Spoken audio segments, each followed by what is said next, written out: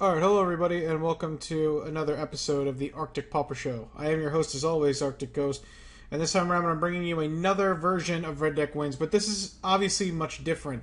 This is Kuldotha Red. This is, just about basically what the standard version was years ago when Kuldotha Rebirth first came out.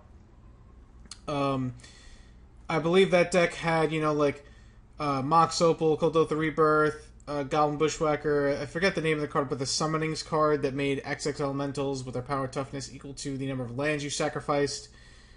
Things of that nature. So, let me look at their name. I really apologize for butchering your name. Saya Kisaki. 5-0 to league with this deck, I think 2 or 3 weeks back now. And Littlefield decided to take this list. I think he made a couple of changes to it and played in the CPC.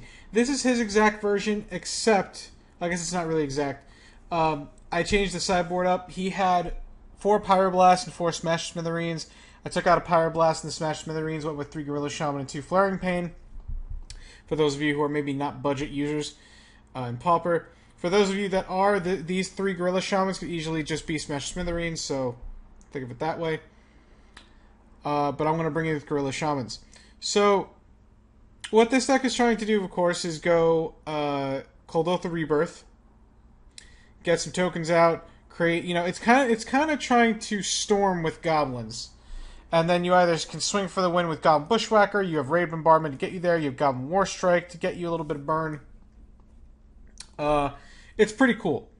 So, I think one of the only differences that Littlefield made besides the sideboard, probably according to what he thought he faced in the CPC, was he took out the 1 Ichor Wellspring for a second Panic Spellbomb, which I'll touch on later. Oh, he also took out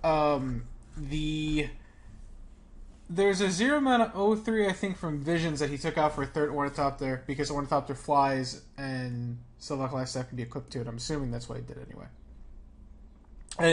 Anyway, so we're going to break the deck down piece by piece and get to it. So first up, you have 1 Darksteel Citadel, just kind of as a 5th artifact land for Kuldotha Rebirth.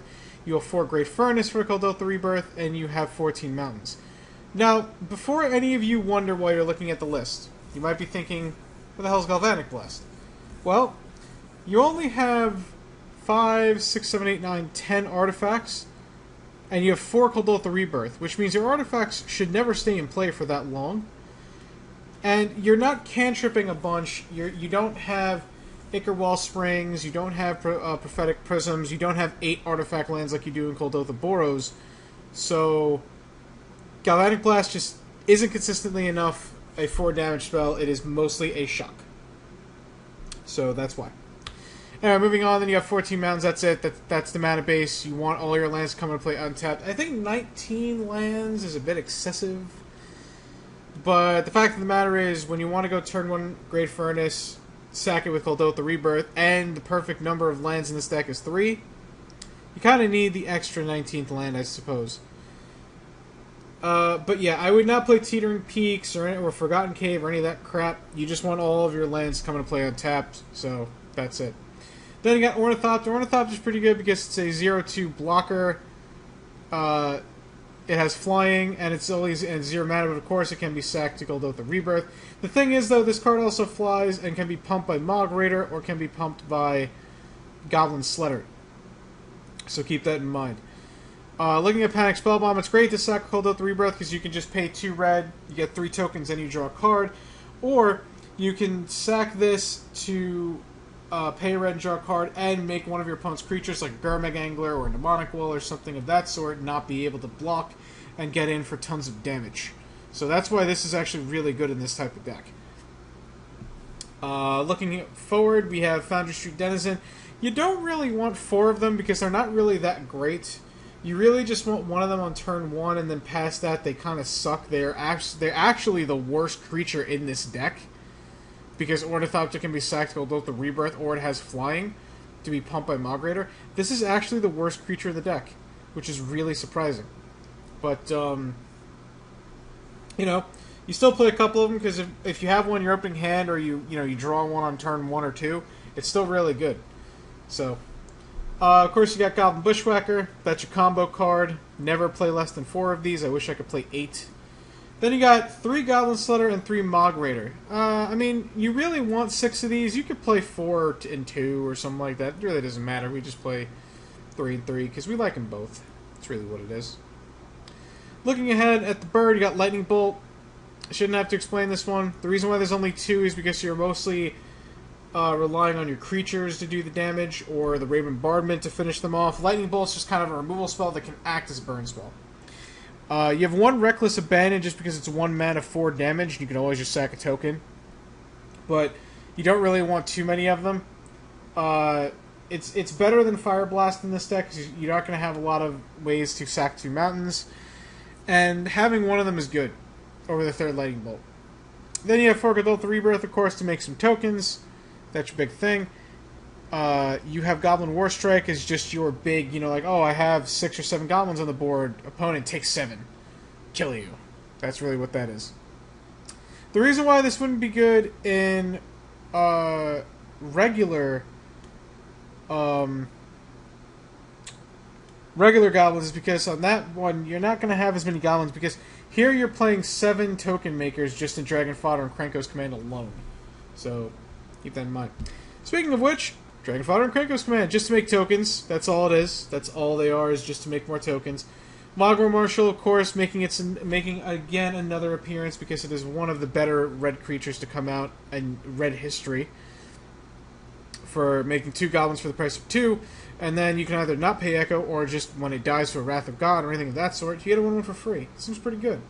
And then Raven Bombardment is your big, your big win con. When you have 1 of these out, you chip away at your opponent's life total. When you have 2 of them out, you win the game usually. Usually you do. It's pretty much what it is. That's the main deck. It's pretty stock. I haven't changed the main deck from Littlefield's thing. And like I said, Littlefield's, I think, only change was to change an Ichor Wellspring to a 2nd Panic Spellbomb, which I humbly agree with. Looking at the sideboard, you have Gorilla Shaman for Affinity, or I guess if you ever need extra attackers or blockers.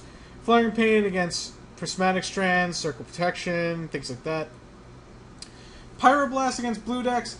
Now, what Pyroblast in this deck is supposed to do is to help you force through either a Goblin Bushwhacker, win the game by casting a Goblin Warstrike, protecting it, getting a Raid Bombardment through if you can, or obviously, just getting... really, you want to get through a key spell. You don't really want to counter a Delver.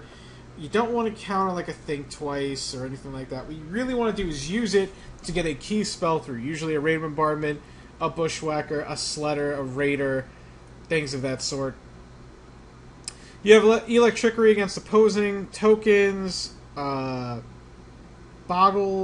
I guess, Hexproof, Goblins, Fairies, anything that you could think of. 2 Slovak Lifestaff against aggro decks because you can kind of play the combo control grind out deck because you have so many token generations and you have Raid Bombardment. But this also serves another role. You can even bring it in against control to make any of your 1/1s into 2/1s. That's pretty huge when you're trying to kill them because that's half of a clock. I mean, you have to deal 20 damage 1 a turn, or you could deal 20 damage 2 a turn. That's only 10 turns instead of 20. That's huge. That's cutting the pie in half. So keep that in mind. And then you have Goblin Caves, which is basically your Spider Silk armor. That's what it is. Anytime you think you're going to face off against Electrickery or Nausea, you bring this little bad boy in and you go to town. So that is the deck. There isn't much else to speak about it. Thank you so much for watching this. I will see you for the couple of test matches we're going to run this into. And I'll see you then. Thank you so much for watching and have a good one.